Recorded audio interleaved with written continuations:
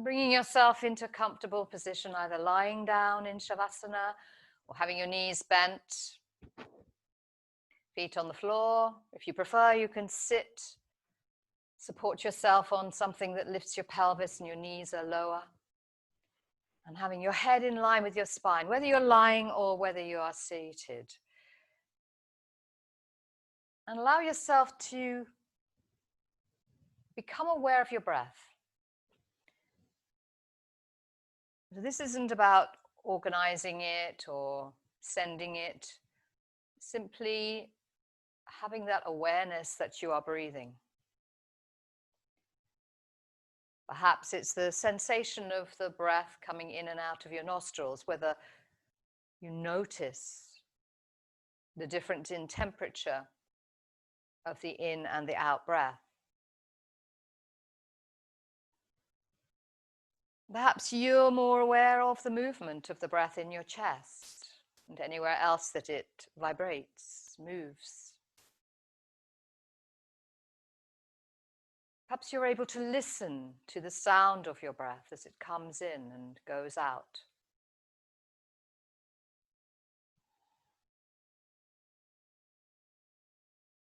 Or maybe you like to imagine it as energy and feel its energetic qualities.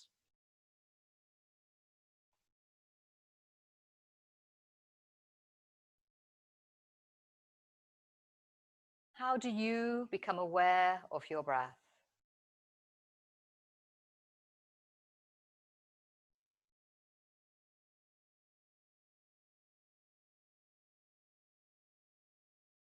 And as you become aware of your breath, you might like to notice which part of your breath you are more comfortable with or familiar with, whether that be the inhale or the exhale.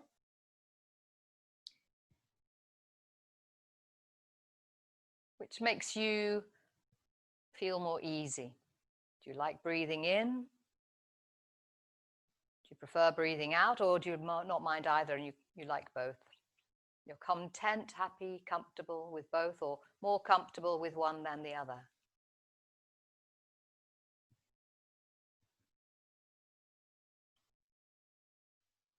And then the aspect of your breath that you are most familiar with, because even though we may enjoy both parts, we generally find that one is slightly more accessible than the other.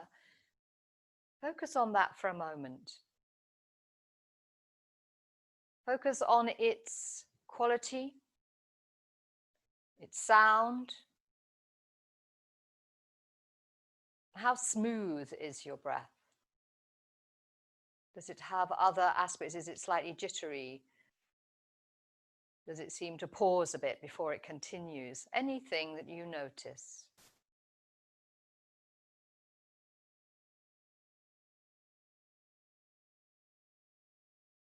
And perhaps for some of you, you become aware of those pauses between the breaths, which are a natural part of breathing. Some of us are more aware of it than others. Do I notice when the breath changes direction? Can I be more observant of that? I breathe in and there's a subtle pause because it has to change direction. How do I feel at the end of that in-breath whilst it's changing to an out-breath? How does it make me feel when I finish breathing out and am about to breathe in again?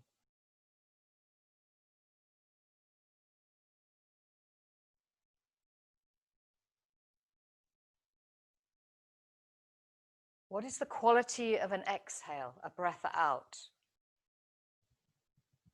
And do I feel comfortable breathing out?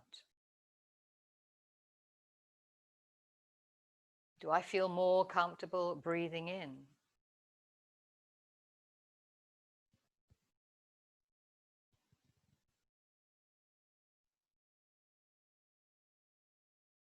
And you may like to observe your breath as you continue through today's session. Perhaps every now and again noticing what your breath is doing and how you are experiencing it, and whether you have a tendency to hold your breath at any points, And if you do, that's fine. But remember that as soon as you've noticed you're holding your breath, allow yourself to breathe freely once again.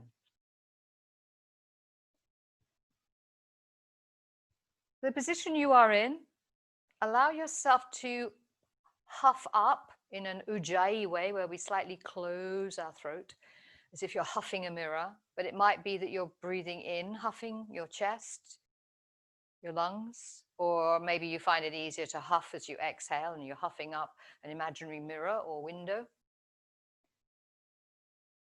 And find that sonorous sound of the breath being controlled in and controlled out without effort. That's the most important thing about an ujjayi, is that we contract the throat slightly, which increases the power of the breath without force. So the contraction is what allows the breath to come in faster and more fully, and aerate your lungs more completely, and empty your lungs more completely without forcing using more muscles in your lungs to do so.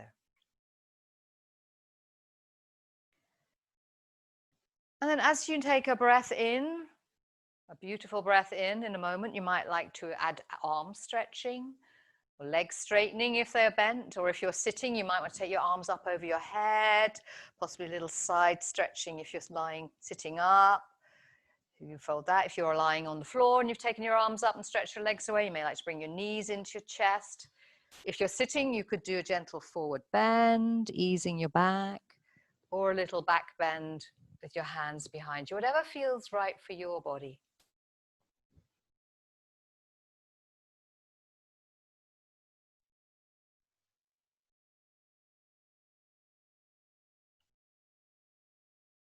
And then when you feel ready, you can roll yourself over or roll yourself up if you're on the floor. And if you're sitting, you can gently bring yourself up to stand. And you might want to move your supports, blocks, and things out of your way. We're going to take a moment and explore our standing pose, our balance of our feet, how we carry our weight, and what we're doing. So we're really looking at how we are, what we are. And whatever you find today, wherever you find at whatever time of day it is for you, what am I experiencing? And obviously the floor surface that you're standing on is going to change slightly the way in which you have the feedback from the earth. So if you're on a hard surface and then a yoga mat, there'll be a certain amount of cushioning. If you're on a carpet, which I am at the moment, and it's got underfelt and all the rest of it, underlay, then it's going to be a little more springy. I've got a little more spring here. Or if you're outside doing it on the grass, it'll have a different quality than if you were doing it on a patio or somewhere else. And wherever you find yourself, come to stand. And beginning at the base. So where we make contact with the earth when we're standing is through our feet. The first thing I'd like you to do is to send your feet a little message and tell your feet you love them. So for some of you, that might be tricky and a hard thing to do. Do it to the best of your ability with a sense of integrity and meaning. I mean it. I really love my feet. They do me a world of good. They take me for walks, skipping, jumping, whatever else I might want to do. So as you find your feet on the earth, thinking of the soles of your feet, where are you making contact? You can imagine them as the heel as point 1, middle of the back of the heel, and then the two outer sides of the balls of the feet as 2 and 3, so 3 piece parts. So if you've got 3 prongs, a triangle plugging you into the earth. We can sometimes have slightly more contact. So you might have some extra little wheels balancing you either side of your heel. But the main one is in the middle. So like a tricycle or a 3-wheel car. And within this, there's a sense perhaps of the feet going down and the body lifting up. If you take your toes off the floor, it's safe to do that. Can you lift all your toes off the floor and notice, does your body shift at all?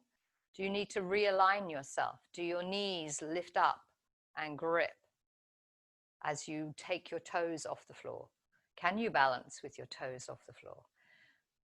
I would hope you can, and if you have, when you put them down, see if you can really spread those toes out and lay them down with space between them. It's almost as though you're bringing your big toes closer to each other. Then we move up to the ankles. How are your ankles feeling? If you gently rock forwards and backwards, moving your weight towards your heels and your toes without lifting your toes, without lifting your heels. Very simple, forward and backwards. Do you notice how the weight is transferring up the leg, through the calves, through the ankles, through the thighs, through the pelvis, wherever else it is for you? And you might even want to take a slight side rock into the outside edges of each feet. What happens then? What's going on in the knees as you do that, the hips?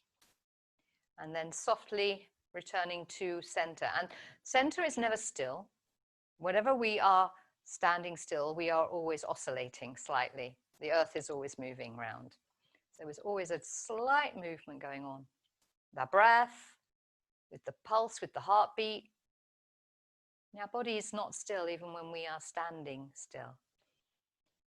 So we're still like a bowl of water is still.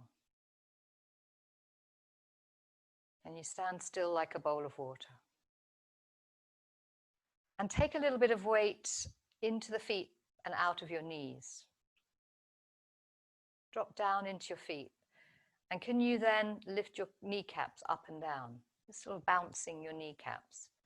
Do they move where you are? Not bending, straightening. Nothing else moves, just your kneecaps. Think them up, think them down. That's your thigh muscles working. Thighs will pull your knees up, caps up and down. And for some, that may be very challenging. I can't even find my kneecaps, let alone move them. That's quite normal, so don't worry, something to practice. And if you sit more in your heels, if you drop the weight back to your heels a bit more, what happens to your lower back? What happens to your thigh muscles? What happens anywhere near your abdomen?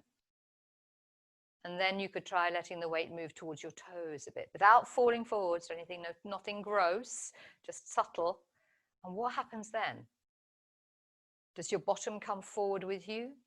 Does that increase strain in the thighs? Does that lock the knees for you? Because everybody will be different. And then rocking backwards and forwards, find a place in the middle. Stand on those 3 main points, maybe the 2 outside points of your heels. Notice your breath. Head sitting on top as if you were carrying a book gently. And am I breathing? And then when you bring yourself back to your legs, are my thighs relaxed? The front of my thighs, are they relaxed? Or are they strong and gripped? So you might even want to put your hands on them and feel whether there's any tone in your thighs, or are they fairly soft? And I'm standing through my feet. Now if you grip your buttocks, squeeze them together, notice what happens in other parts of your legs. What tightens? Do your knees lock out? Do your thighs grip like crazy? And does your abdomen just kind of hang there? Now if you spread and release your buttocks, let them almost widen out behind you. Maybe even move your buttocks back slightly, especially if you have a slight sensation in your lower back, and stand through your feet once more. Imagining a lift up through the center of your body, through your inner feet, insteps, inner knees, pelvic muscles, diaphragm, throat, roof of the mouth, up to the crown of your head and beyond. There's a sort of feeling like you go up through the center and then down on the outside, which is something that Mr. Iyengar used to talk about. All right. So once more, checking in. Backs and knees, thighs, what kind of tone do I have? How balanced do I feel? Then if we step our feet a bit wider apart, so not too wide, just a little bit hip width apart, does that change the way in which I'm standing on my feet? Does that encourage something that wasn't encouraged before? So for some people, this may encourage dropping your feet in, and for other people, it may feel a little bit more easy to balance because you have more space. So noticing, bringing yourself back to my feet, those prongs. Noticing tone in the thighs, lower abdomen, pelvis. Any tension in the lower back? And then bringing your feet closer together if it's safe for you to do so. You can bring your big toes to touch and your heels if they will. If they won't, don't push your knees out of balance. Some people may have to turn their feet out slightly here. What's my tendency when I bring my feet as close together as I can? And what's touching? How does that travel through and tell me what I'm doing? We're going to play a little bit now with our body, experience a few things, and then come back to this pose. Not this one, actually, the one where we have our feet slightly apart, our standing pose. Not the wide one, not the narrow one, the one in between that's comfortable for us, thinking about those things. And I'd like you to experience how it feels for you each time we come back to this place. We're going to come down onto our knees, and it's going to be a high kneeling practice, so we don't need to strain anything. But if you have bony knees, you might want some padding.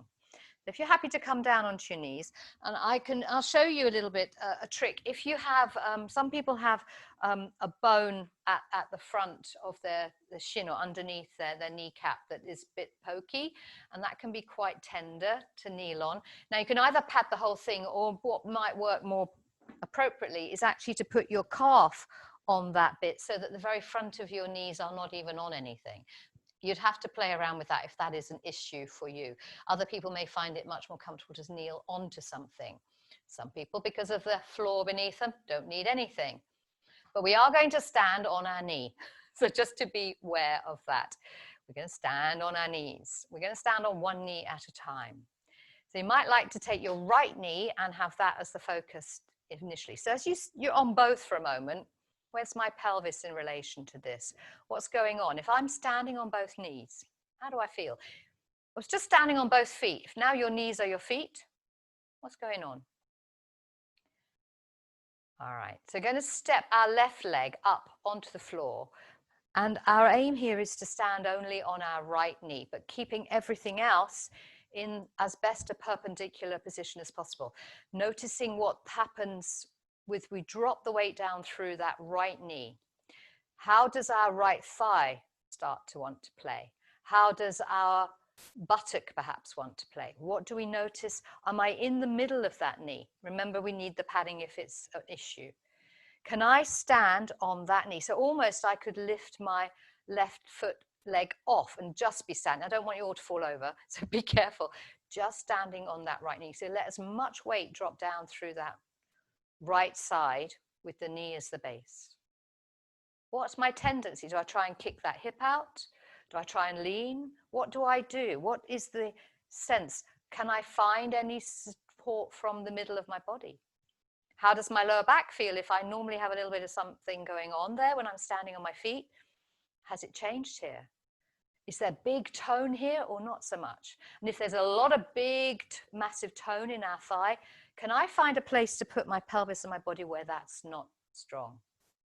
I'm standing more balanced on using my thigh, my buttock, the side of my hip. And I'm breathing. I haven't twisted my body to compensate. Still, that right side, as far as I'm able, is straight. My breath is flowing. Your left arm, you can do whatever you like with it. Kind of gets in the way when the leg's out to the side. Now, if I was balancing a book on my head, would it still be balancing, or have I just lost it? Has it fallen over? And this, as you stay, is something going on? Is that leg saying, oh, this is really hard work, really hard work? All right, so we're going to release the other leg back down. We're going to tuck the toes under and roll ourselves up to stand. Find our standing position once more, just as you are. Very little tweaking. What do I find? What's that like? So in your head, in your body, communicate to yourself all the different sensations you have going now on that right side, and also compare it comfortably, gently, friendly to the other side. So is that sensation in your thigh completely different now? Is the connection through the floor in your foot on the right side perhaps it's better. Perhaps you're really much more aware of your heel, the outside edge, either side of the ball of the foot. Maybe those who tend to pronate, drop their insteps in, perhaps it's more balanced. Perhaps you feel that lift up through that right side of the body. And then for fun, you might like to take yourselves into a gentle forward bend, because that may feel different on the two sides. Let your head roll gently down towards, let the arms dangle if they can. And invite wherever you go, so you don't need to strain. You can soften the knees if you need to, but otherwise just notice the difference on the two sides. How does that right foot feel compared to the left foot? How does the thigh feel? How does the buttock feel on the right side, left side? Outside edge of the hip. Then pressing down through the earth, lengthening through the front of your body as you bring yourself back up. All right, let's just give a little wiggle, and then we'll come to the other side. So coming back down, if you need padding for that other side, have your padding for your knee, whichever way works for you. And begin with both legs to get a slight gap between the feet, just as you had with your, knees, as you had with your feet. And how am I? Standing balanced. So I want to stay in my left side as much as possible as it is. That might not happen as I step my right leg out, but we'll come back once I've done it. Let's find that place. And obviously one knee might be different from the other, so careful. If you need to come out of this, if you need to come back to standing sooner. If you do have issues with your knee, can I find the middle point? And perhaps that changes the sensations. Am I gripping with my thigh? Do I find my back of the hamstring, buttock activated? And it's probably different on each side.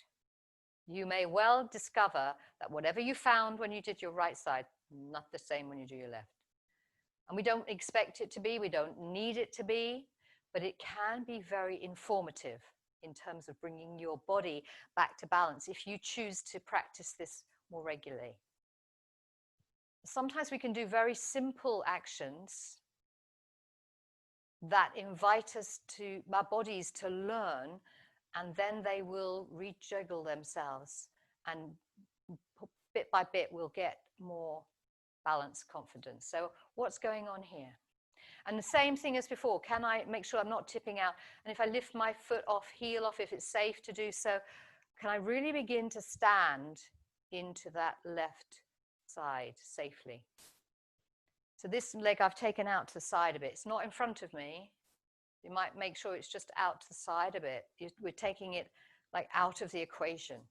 So it doesn't want to be in front of you, because that's, you know, slightly out, wherever is comfortable. It doesn't have to be way out either. And because if you don't want it so way out that it's turning your body away. Yes, so find the place that works for you. And become lighter on the right and heavier comfortably on the left. How's your breath? What's that doing here? Does this feel very different? Perhaps this side for you, there's more activation on the thigh. Can I let that go? Is there less activation, more in the back of the leg than the front of the leg? Everything can change. And one of the things I'd like to remind you, that if you are going to put this into a practice another time, is it's very easy for us when we're doing this practice on our own. So I'm not here keeping you there. And obviously you can stop at any time you want, but stay long enough for everything to begin to settle and really experience. Remember, you're still oscillating. You're not going to be still here. There's still going to be that. How does the body respond to that oscillating action? So when you're ready, you can gently release your right knee, bring them back for balance for a moment. Check in. And then tucking your toes under, rolling yourself up to stand. You can move your blankets out of the way for a moment and be on your feet. Really just allow that to happen. Experience your breath. So how do they feel now? How am I? What's going on?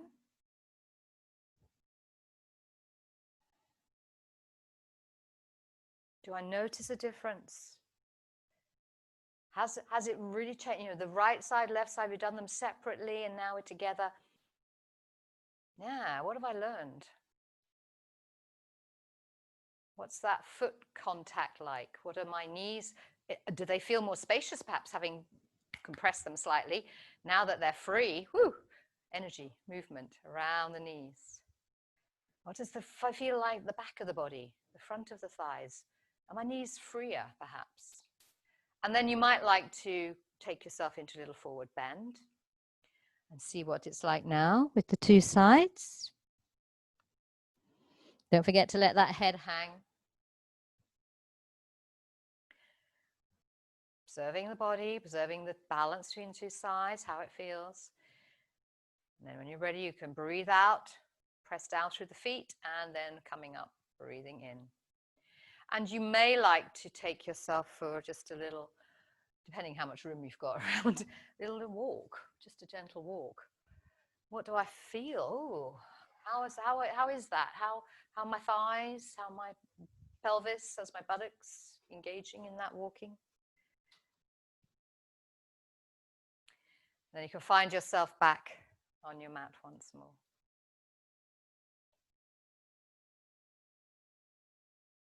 Checking in. Where's that balance point? Do I have that sense of up through the middle, down on the outside? As if you were a teepee. Up through the middle, tent on the outside. Pegged out, supported, but not holding things up. Holding up from the middle. But not even holding up, because remember, a teepee, the pole is on the earth. And because it's on the earth, then the tent will stay. If we lift the pole up off the floor, the whole thing will collapse and fall over. We're bringing ourselves down to the earth. We're going to take ourselves now and work a little bit. We've sort of done front and back. We want to do a little bit more about the sides now. So if we come down onto, you can be on all fours if you'd like to begin with, or you can simply sit for a moment if you need to observe. So if we take our bottoms to the earth, and we're going to take ourselves into one that's familiar, probably to many of you, which is drunken pigeon. So drunken pigeon is heading towards a back bend, but because it's the drunken one, we really don't mind where we are in it. All we're looking for is those sensations, what we're looking for. So I would suggest you bring your buttock, if your right buttock is near the back of your long edge of the mat, you only need as much space behind you as you've got. If you find you haven't got much space, you've only got just your mat length, you may want to move slightly further up to the top edge of your mat. And then bring your knee in alignment with that back edge of your mat. So I've got my mat here, and I've got this half moon bit here, and I've got my elephants at the bottom end. And I'm going to rest my shin across the width of the mat, so that my knee is at one edge, my foot is towards the other edge, and my shin is across the narrow width of the mat.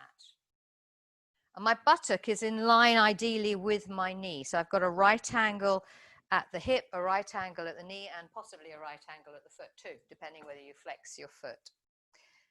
So that needs to be down. We look at that whole leg, we're looking now to earth it. It's just there. We're not trying to do anything special with it at the moment. It's just there.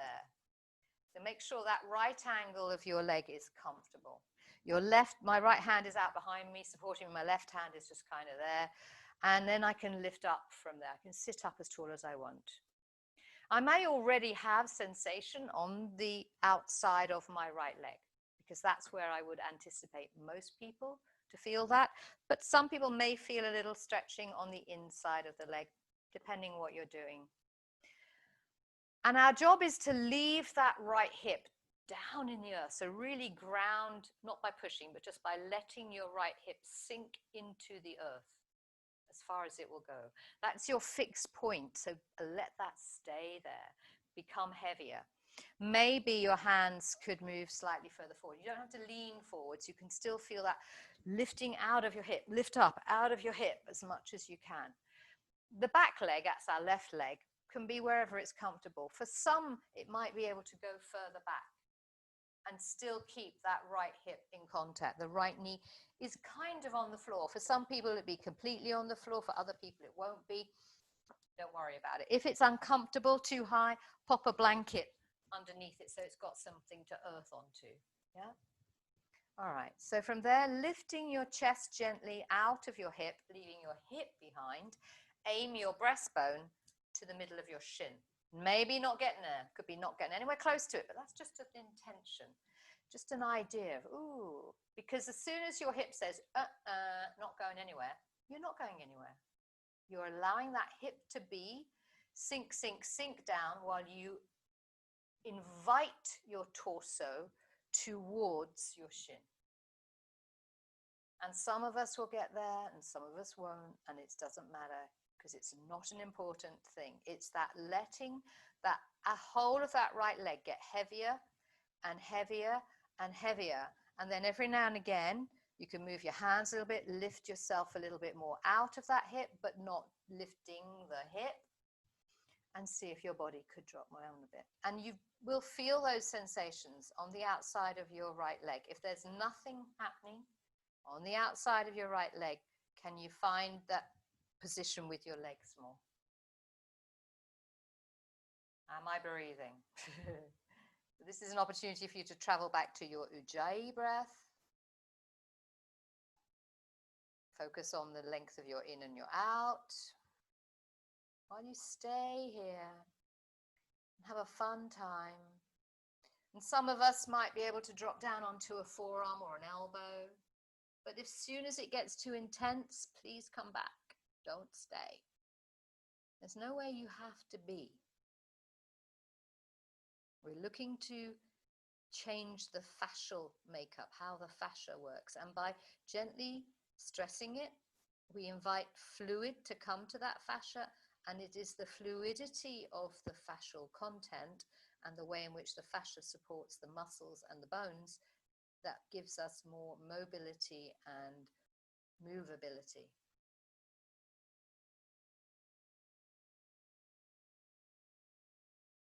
So when you feel ready, you can slowly lift your body back, bring the back leg forward a bit perhaps, bring the front one around. And softly roll yourself up onto your knees, tuck your toes under, roll yourself up to stand, and come back to your standing pose with your feet slightly apart. Find those points, those 3 points of heel, outside edge, and stay. Settle into it. What do I notice? How aligned do I feel? Has the tone in my right thigh changed? The front of my right thigh? Has the contact through the earth with my feet on the right side changed? Has anything changed in my lower back, hip, shoulder even? What about the side of your neck, jaw on the right side? Anything changed? Because don't forget, we're connected. Little toe connected to your nose, ear, eyebrow. Everything is connected. How does that right side feel? Can you breathe more freely there? Maybe. And does the left one feel left out? Like, I haven't been done, help me. So obviously we could walk around like this, but we might end up going in circles for a while. Let's take ourselves to the other side. So carefully coming down onto your knees, sit to the back of your mat with your left buttock. Bring your left knee in line with that side of your body and bring your heel across in the line. So you've got a right angle perhaps at your ankle, right angle at your knee, right, but left buttock on the floor, and then your right leg can go away a bit if it's okay to. It might not be able to yet, that's okay. As you gently work, and remember 2 sides could be very different. This side you may say, whoa, look where I go to here. And at this side you may say, oh, God, not going anywhere. That's okay too. It is what it is. And your breastbone again is aiming for that middle of the shin without having any. Drop into your left hip. Drop, drop, drop. Drop into the outside edge of your left knee. Drop that left outside of your shin calf onto the earth. Outside edge of the foot. Breathe. Begin to surrender your right leg to the ground. And sometimes we can take our body a little further forward, but lift up and out of your hip. Grow out of your hip, but leave your hip behind. So it's not about lying down on that leg. It's about finding the stretch on the outside of that leg. Where you end up is completely irrelevant, provided you have the sensations and are affecting that connective tissue along that IT band, external hip rotator, outside of the shin calf, outside of the knee. And often, especially if you have pronation, you know, that inside of your leg is very long. We've got to get something happening on the outside of the leg, or we'll never have any more balance. And as you're there, you know, perhaps as you follow your breath with Ujjayi, there may be some people find that that back leg can go further away. Might not move. Am I breathing? Am I thinking of sending that breastbone towards the middle of my shin? And when you do think it, you may find that changes the sensation from that hip, which you are still dropping into the floor. It's not coming off the earth. It has to stay in contact. And you may find you want to drop your elbow on the left side to the earth, because that helps you to give more fascial stretch ease as you hold.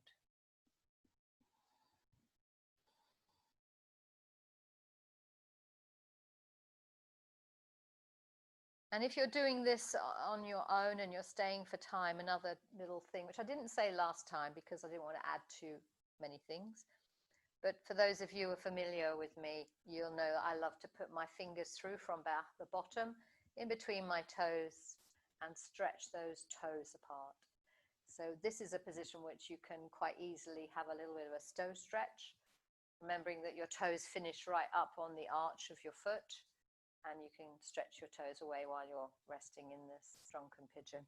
It's quite a nice thing to add on. So if you haven't done it the other side, you might not want to do it this side, but it's something that if you're returning to this practice on your own, you could incorporate. How am I feeling? Can I lift my chest a little bit more away and drop perhaps towards the midline a bit more? Has it given me some? It'll only give it to you when it's ready. So if it hasn't given to you, don't pull it. And then when you feel ready, bring that back knee up. Release the heel in. Carefully roll over onto your knees. When you're ready, roll yourself up to stand. Find your place and be. Once again, as you return to your standing pose, standing like water in a bowl, still. Like water in a bowl, and it's not still. It is still, it looks still, but we know that the waters are not actually. They're not still, they're alive and still, if you like. We're alive and still. How does that left side feel? How's the breath? How's your energy?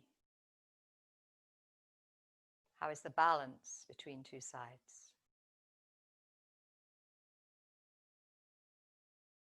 If you rock slightly backwards, rock slightly forwards, do those same things engage that did before or not? Maybe not. Maybe that those thighs say, hey, I don't need to do this work. I don't need to be gripping and pulling your kneecaps up towards your pelvis. And maybe you could even find those kneecaps now. They could lift up and down, a little bouncing, if you couldn't find them before. That's not bending the knees, remember? See some knees bending. Not bending the knees, it's just lifting and dropping. And it's from your thigh muscle. And then you let the thighs rest. Toes rest. Well done. It may be that some find that those two actions on their own are sufficient. It could be your practice for a week or so. And then noticing how it changes your walking. So if anybody wants to do the little walk in again. Walking forwards, walking backwards. How do I carry my head? How free does my pelvis feel? All that stuff, yeah? And then when you're finished, come back down, lie on your back. Yes. So using your supports under your head as you require. You need to put something under, fold your blanket under, or a little cushion. Put it under your occipitals, the base of your skull at the back. And there's that sense of release in your chin. Let go of your legs, perhaps stretch them out. They've done some work here. Let them be there and your body experience them. Because also while you rest, your body is assimilating. So part of this practice could be that you do the kneeling each side, stand up in between to check it out. Do the drunken pigeon each side, stand up in between and check it out. Rest 5-10 minutes or whatever you've got available. And then take yourself for a walk. And you take yourself for a walk outside, around the garden or along the street or wherever it is. And while you're doing that, your body continues to assimilate all that information that you've just put into it. Your connective tissue goes, whoa, hey, this is how I'll use this freedom I've just gained, this balance I've just gained. I will begin to integrate it in my system.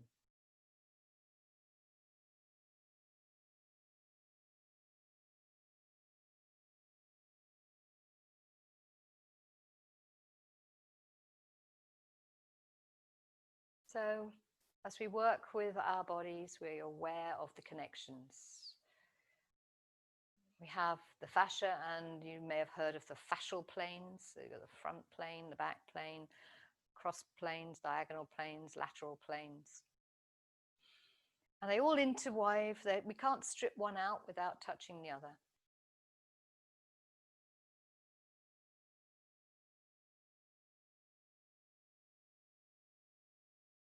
So as we work our bodies, as we live our lives, our habits will change the way in which we move our bodies. And then we may, through repetition after repetition of the same thing, day in, day out, get stuck. The fascia gets tighter, holds the muscles, there's not enough lubrication, there's not enough fluidity, and then our range of movement might reduce. So what do we want? We want to find that range again. We want to return to a place where we have more mobility. We're going to have a sense of our internal area now. We'll work a little bit more with our abdominals.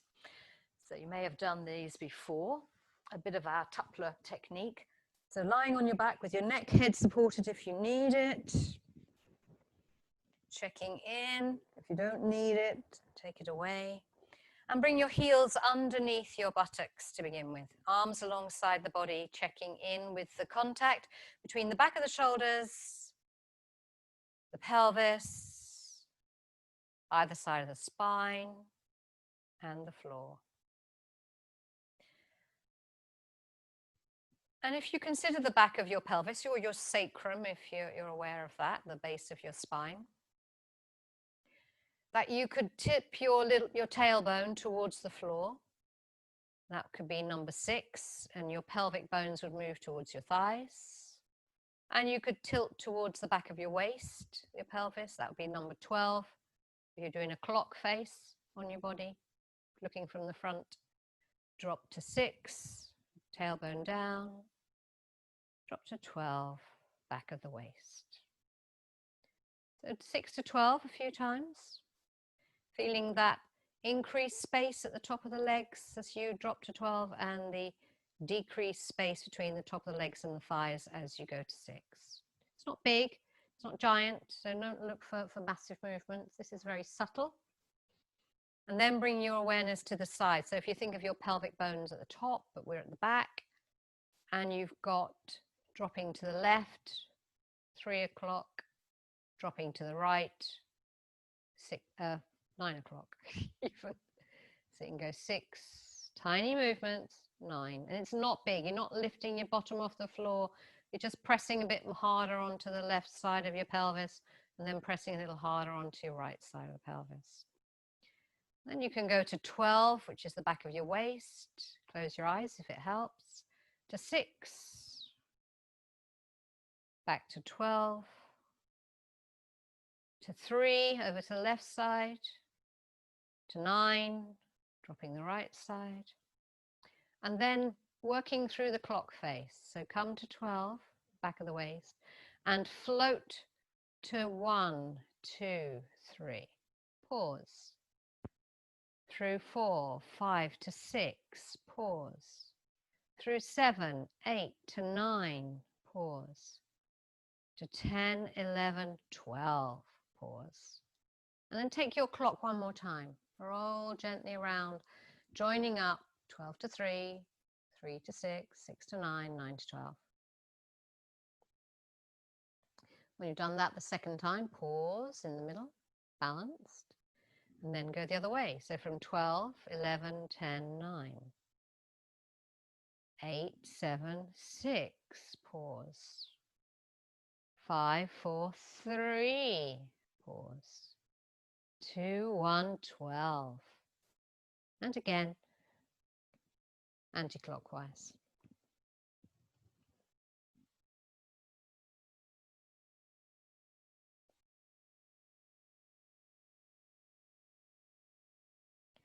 When you're back to neutral, checking in. This time I'd like to bring your awareness to the front of the body. So if you're still doing the same thing, drop to 6. What happens in those lower abdominal muscles? Float to 12. What happens in those lower abdominal muscles? Does it change when you go 6 to 12? I imagine it does. All right. So then pushing down into 12 gently, can you release your right foot from the floor and bring your shin parallel to the ceiling, leaving your knee above your hip? Right angle with your knee and hip. Then press down through the back of your waist. 12 again, and lift the other knee and bring it alongside, or bring the knees and the feet together. Checking in, this is quite strong, so you may find your body is working. Let your heels come down behind your knees if they've gone a little high.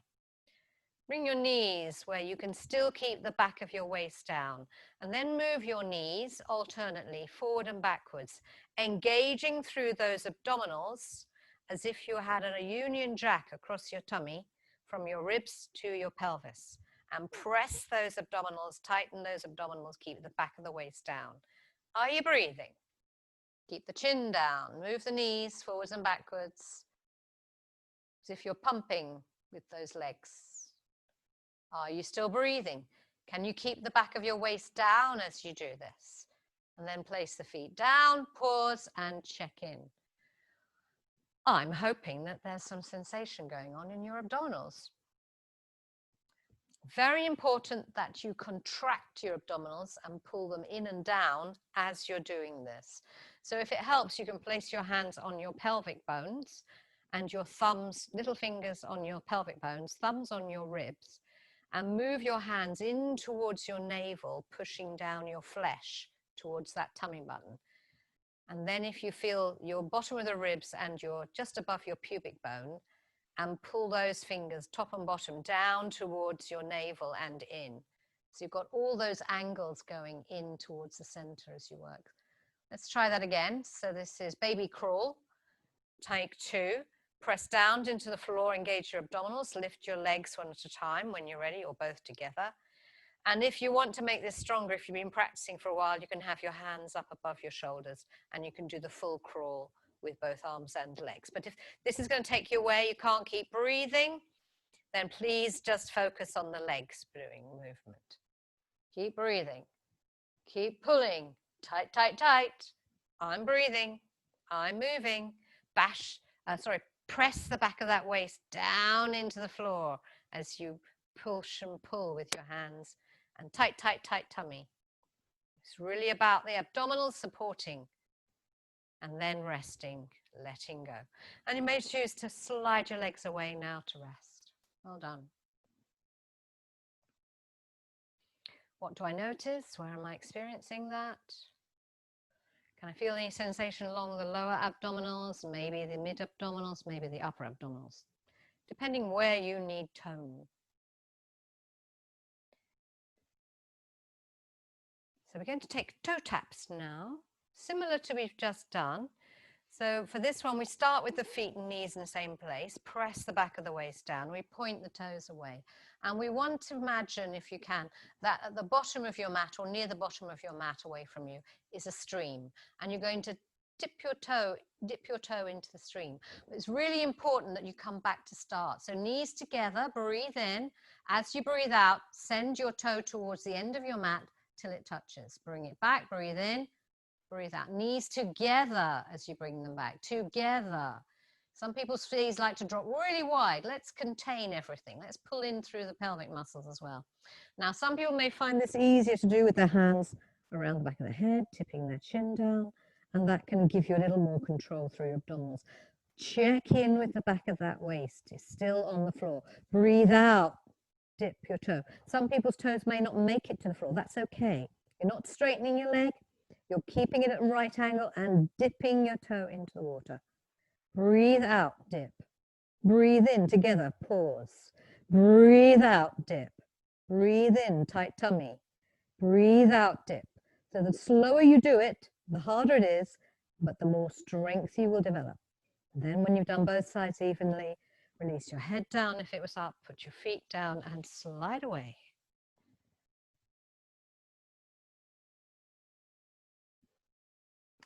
Noticing anything in your abdominals. How's it going? What's going on?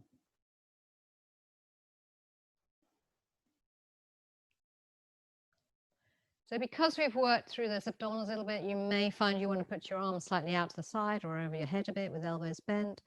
And bend those knees, put the feet apart slightly and allow those knees to sway over to one side. Head can go to the other. Bring them back to the middle and do a little windscreen wiper twisting just to ease out those abdominals. So take the knees as wide apart as feels good to you.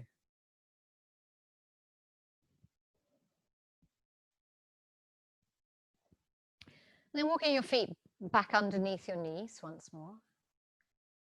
Checking in with your body. Arms alongside the body. Palms to the floor. Ready to take a lifting up of the pelvis, a bridge pose. So if you think about the back of your head, neck, if your chin, back of the neck are in a good position, then you can leave it there. If you're up on blocks and things like that under your head, then you may want to reduce this slightly for this practice. We don't want to compromise the neck as we lift the chest. You remember we did our 6-12 o'clock?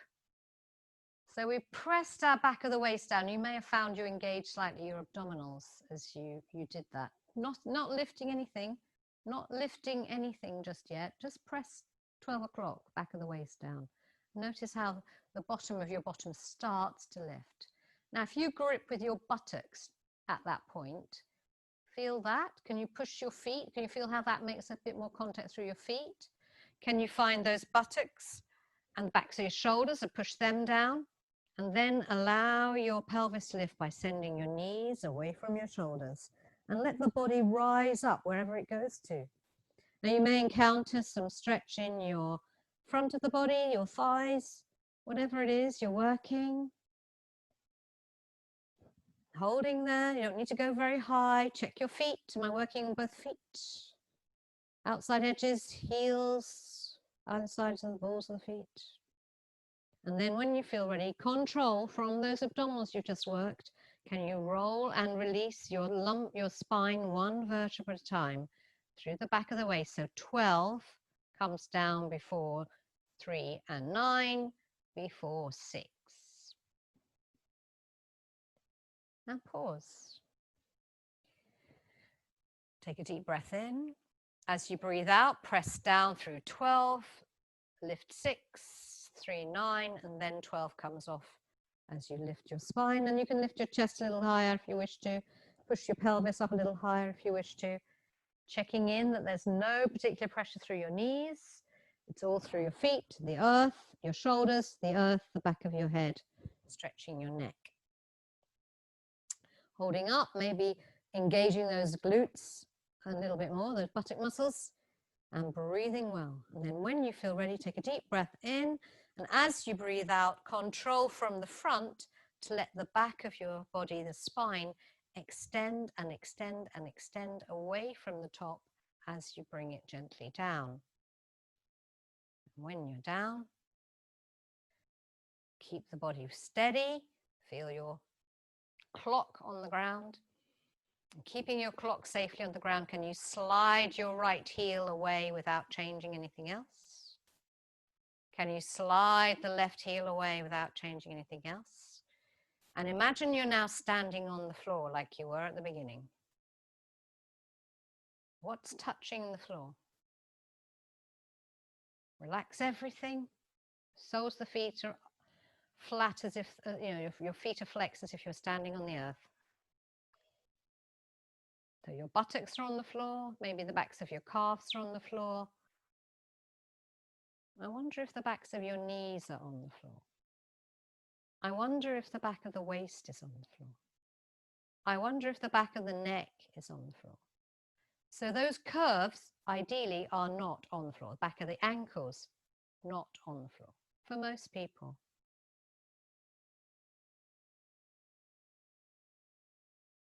Take a deep breath in. Sigh the breath away and let your feet flop. Let your hands roll over so the palms are up towards the ceiling. Check the back of your neck and bring your cushion back under your head if you require it. And allow your body to assimilate your baby crawl and your toe taps and your 2-foot support bridge.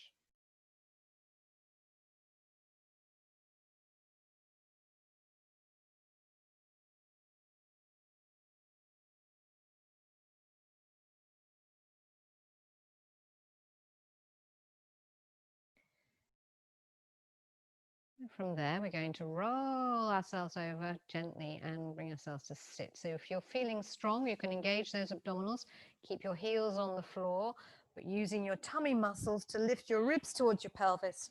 Roll yourself up, but you may not be able to do that, in which case you will roll over to one side and bring yourself up in the way. Now we're going to take ourselves into what I like to think of as a W position. So your feet are on the floor, your knees are bent, your pelvis is on the floor, and your hands come behind you. And your hands can tip away from you, out to the sides, or towards you. In this instance, it's probably easier to have your hands either out to the side or away from you. So the feet are on the floor, and if you can, lift your toes up. We're looking to mobilize the pelvis again. We did it a little bit while we were lying on the floor, but because we're not lying on the floor, we've got our sit bones on the floor.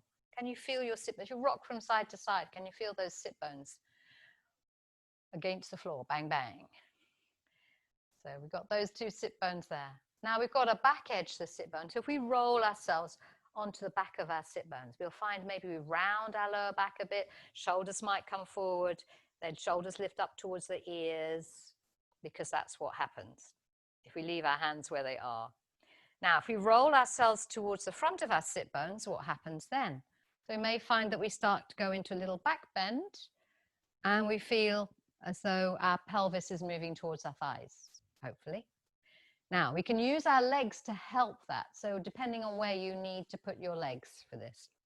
If we begin this instead, we're going back the other way. We're going to push onto the back of the pelvis, but we want to push with our heels to push the pelvis. So pushing the sacrum towards the earth, but still propped up on our hands. And then leaving our heels where they are, pull our heels towards the buttocks and roll ourselves towards the front of the sit bones. Breathe out, push onto the back of your sit bones.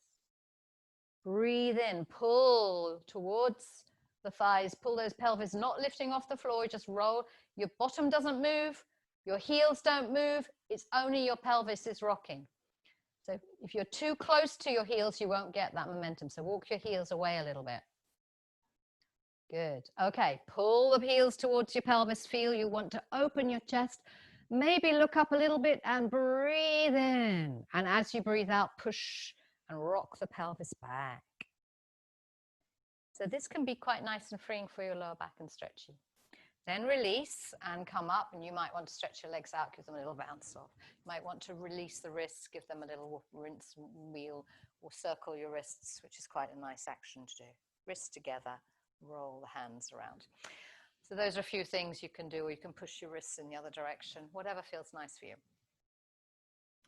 And we're going to take it the next stage. So for some people, that might be where you stay at the moment to try and find that movement, encourage that pelvic mobility, that closing at the top of the legs and that opening at the top of the legs. And if you want to stay with that, feel free to.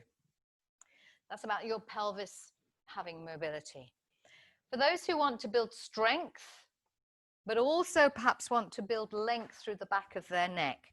So we want to have that sense of lifting up, and that will help us to keep our chin down and our head balanced in relation to our spine, particularly if we tend to send our heads forward and get that curve, extra curve in the back of your neck, or your shoulders tend to round, then this is quite useful for that. So this is moving towards a lifted reverse tabletop. So if you think of cat-cow as a tabletop, then this is the reverse. So eventually looking to have our table legs as our arms and our lower legs becoming a tabletop. Two ways of getting into this. You might like to watch first if you haven't done this for a while. Soles of the feet with knees bent, arms behind. And depending on the way in which your arms are made, I have very long arms compared to my back length, so I don't need props. But some people might need props for their hands, in which case you've got a couple of cushions, strong cushions or folded blankets. You could put a blanket for your hands either side to give you longer arms, which might give you more freedom of movement. Not something I need, but some people do. So please feel free to play with it. And if you find you need that, then you can use it. So the idea is to press down firmly through those arms and then begin to lift the pelvis. So we need those abdominals to help us. Buttock muscles. Can we send our knees over our ankles and look down the body, not send the head back. Bring the chin as close to your chest as you can.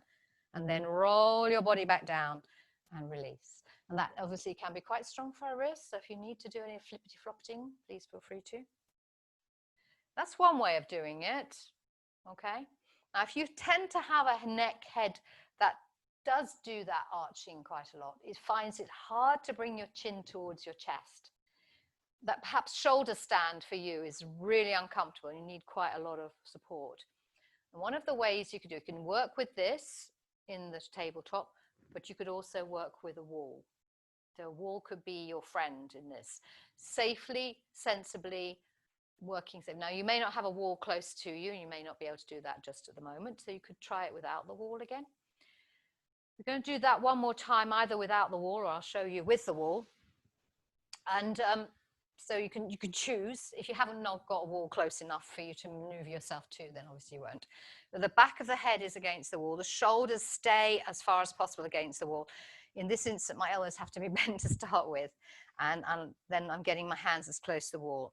And then I can lift myself up and I can keep my shoulders back and my neck back, probably squashing my mic, and keep those. And it's really about pushing your shoulders against the wall. Yeah, really pushing your shoulders back against the wall and then lifting your chest up towards your chin, because your chin will stay in position. Yeah. Do not strain your neck trying to do that. Do not force it. Allow yourself to go wherever you can go. And for those who already have the ability to come quite high up, you could take it to the next level. So those of you who want to play with the wall, carry on, play with that for a moment. If you're playing with the W position, fingers need to be pointing forward or slightly out. You can simply lift your pelvis and send your body forwards, head looking down. And for those who are feeling even stronger, you sit in Dandasana, the staff pose, hands alongside your body, feet hip width apart. Then you press down through, you lift your bottom, and you send your knees over your ankles. And you're in the position. And you lift your pelvis back to drop directly between your hands again. That's the hardest bit, getting back. So if you find you're not back between your hands, there's some work to be done on that strength. Yeah. So it's the carrying back down, because if you can't carry yourself back down, then you're going to, oh, collapse before you've got back between your hands. So you need that strength to lift yourself all the way back to where you started from. And that will come with time. So remembering those abdominals you started with, you found those in our little top exercise practices, you've got to strengthen. You've got to find those buttocks that we used in the bridge, all those aspects. Absolutely, and watch those abdominals don't balloon too much. They might balloon a little bit when you're lifting up into the reverse tabletop. Well done. Okay, so if you're still tabletopping, when you feel ready, you can come back down. And remember, if you found it's a struggle to get your chest up, you possibly find it easier if you put some, if you've got a couple of yoga blocks or some big books, same height either side and use those. The props. Props are not cheating, remember? Props are to facilitate change. All right. So you might like to now come to sit. You could sit on a bolster or blocks or whatever you've got. I'm going to go up onto my bolster. If you don't like cross-legged, you can kneel around a bolster instead. Feel free to do that. Sit comfortably tall. So we worked a little bit just now in our pelvic mobility and the flexion and extension, that feeling of the pelvis being able to rock to the back of it, rock to the front of it. So if we're sitting upright, in our heads, we want to think of sitting towards the front of our sit bones. So wherever you are, can you find, whether you're kneeling or sitting cross-legged or on a chair, can you find towards the front or right on top? Definitely not back, because that's a slump. It's the place we avoid as far as we're able to. It's a place we'll end up sometimes if we're sitting at desks for a long time. And every now and again we need to re-earth through the ground and find contact through the earth, through our sit bones, through our soles of our feet. And while the weather's fine, you can go outside and walk on the grass if you have some grass handy.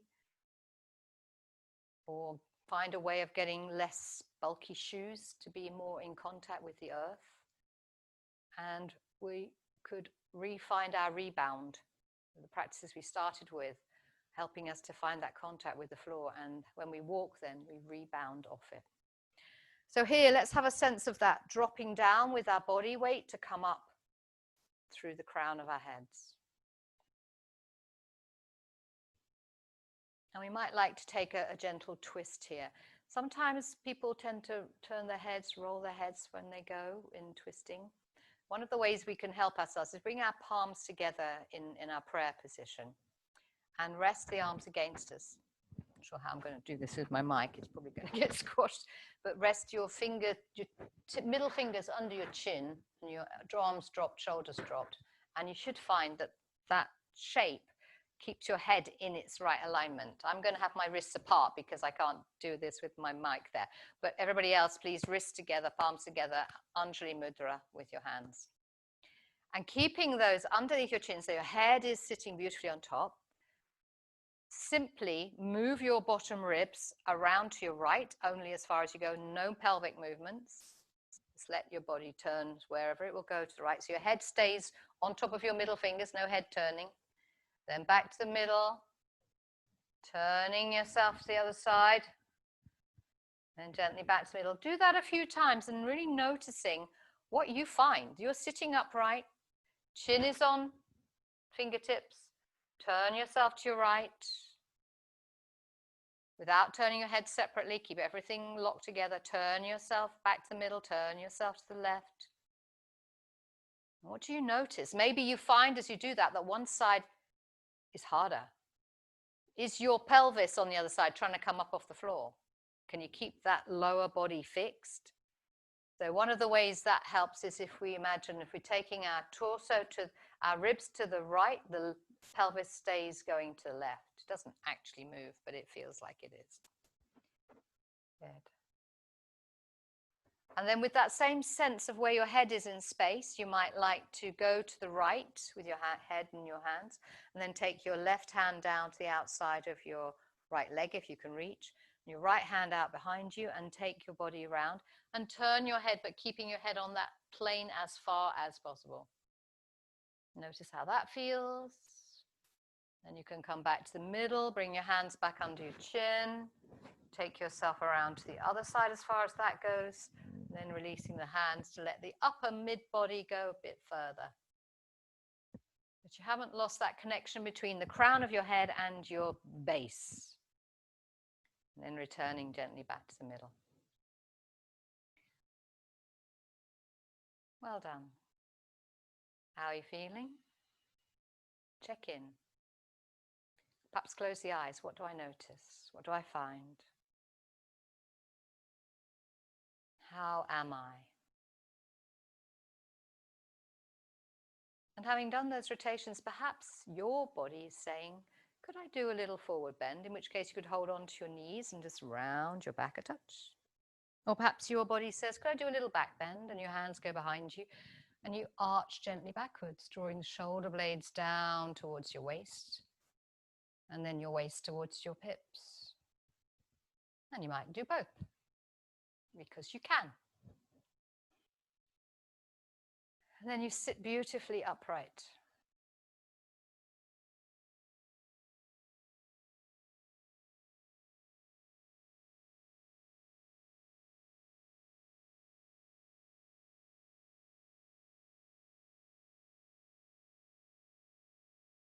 And you bring your thumbs up to the sky as you make a fist with your fingers on each side into Meridanda Mudra.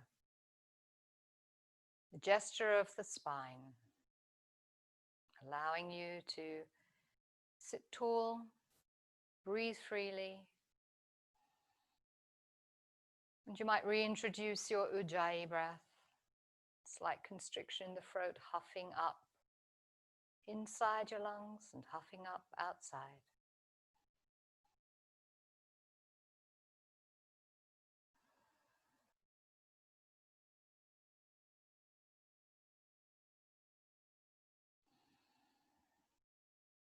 As you breathe out, a sense of connection through the sit bones, up through the crown of your head.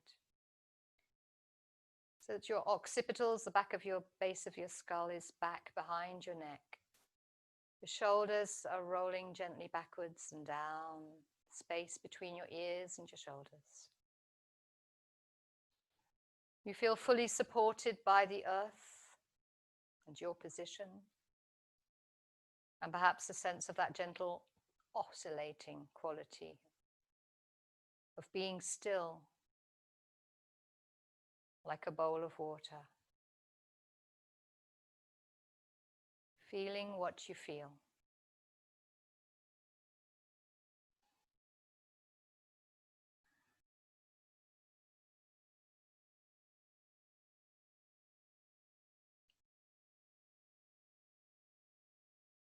If you'd like to bring the palms of your hands back to your Anjali Mudra, but in front of your heart space this time, in front of your breastbone.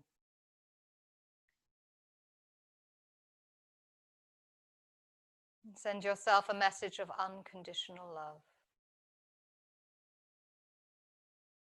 Feel your head is back behind your neck, the back of your head behind the back of your neck. And if you wish to join in, you can say the words of loving kindness with me. Breathe out. Take a comfortable deep breath in. May I be filled with loving kindness. May I be well. May I be peaceful and at ease. May I be happy. Hariam Tat Sat. Namaste.